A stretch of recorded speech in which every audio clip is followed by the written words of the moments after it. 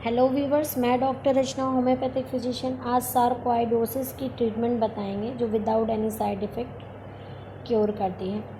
Sarcoidosis means होता है inflammation disease that effect the multiple organ in the body but mostly the lungs and lymph nodes, eyes, skin, the growth of tanning collection in the inflammation cells in different part of the body.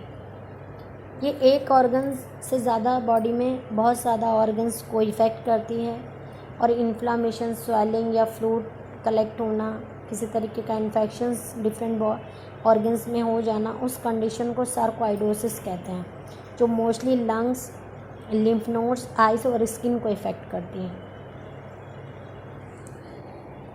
Causes of sarcoidosis: these genetic factor, infections, bacterial, viral, dust and chemical, the weapons and the overreaction of your immunity system as granulomas build up the organs, the functions of that organs can be affected।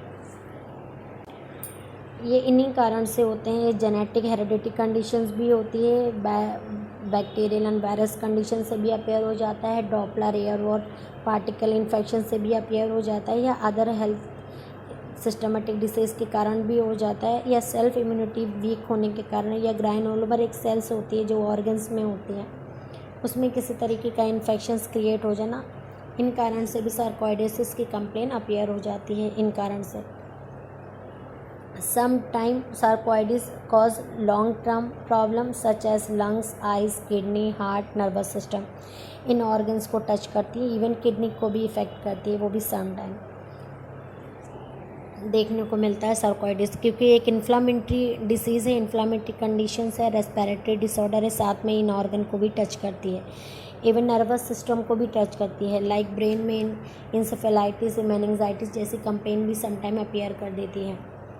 Signing symptoms क्या होते हैं? Fatigue, swollen lymph nodes, weight loss, pain, swelling in joints such as ankle, night sweating, dryness, itching, redness, rashes and red in of the tender limbs, bluish vision, sensitivity to light, shortness of breathing, wheezing, coughing, eye swelling, redness in eyes, itching in eyes, burning sensation in eyes, abdominal swelling, abdominal pain, chest pain and discharges fluid from eyes, hair loss from skin and scalp with the leaving of dark spots।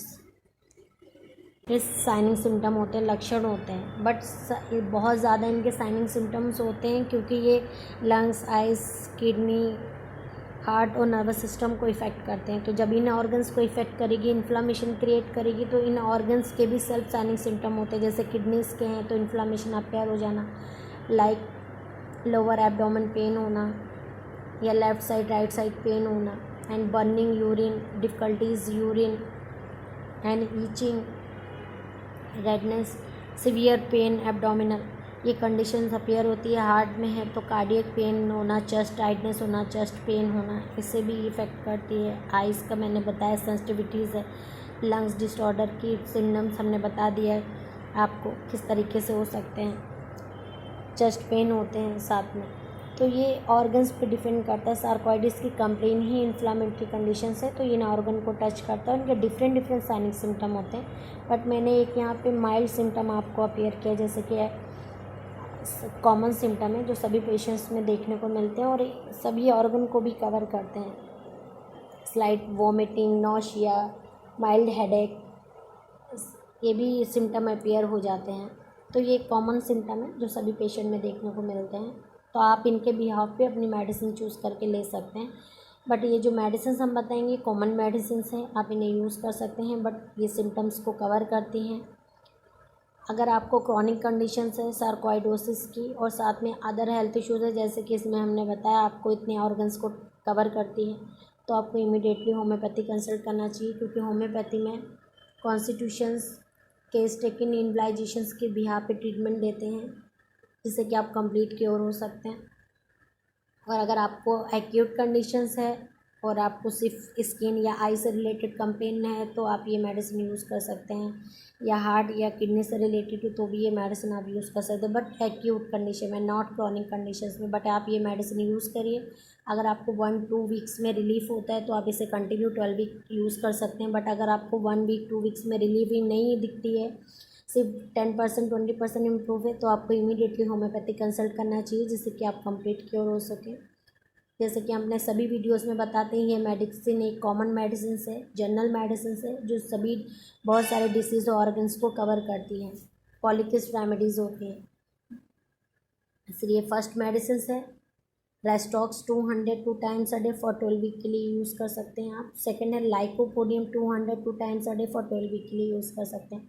अगर रेस्टॉक्स आप इस condition में use कर सकते हैं जब आपको changing weather के टाइम में स्वेलिंग, इन्फ्लामेशंस या cough, cold, sneezing, chest pain, limbs pain आ रहे हैं, सीवियर कॉफ है, बहुत लिम्स पेन है, हाथ पैरों में दर्द हो रहा है बहुत ज़्यादा, लेफ़्ट साइड कंडीशन ज़्यादा दिक्कत हो रही है, लेफ़्ट साइड में ज़्यादा प्रॉब्लम आ रही है, तो रेस्टॉक्स आप यूज़ कर सकते हैं। सेकेंड जो लाइकोपोडियम मैंने बताया है वो आप यूज़ कर सकते हैं, ये भी इन्फ्लामेशंस कंडीशंस को कवर करती है।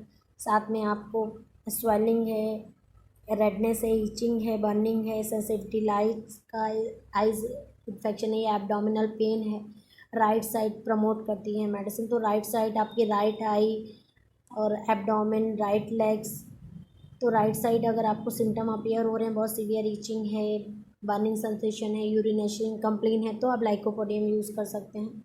इन 2 मेडिसिन में अपने सिम्टम के बिहाफ पे एक मेडिसिन चूज़ करके आप यूज़ कर सकते हैं। बट अगर अगेन रिपीट कर रही हूँ, आपको अगर क्रॉनिक कंडीशंस है तो आपको इमीडिएटली होम्योपैथी कंसल्ट करना चाहिए। डाइट इंस्ट्रक्शंस में पिकल्स अवॉइड करना है, excessive salt, excessive sugar, even secret foods like vitamin C related foods को भी अवॉइड करना है। सार्कोइडोसिस से रिलेटेड अगर कुछ क्वेश्चंस पूछना चाहते हैं तो कमेंट बॉक्स में कमेंट कर सकते हैं।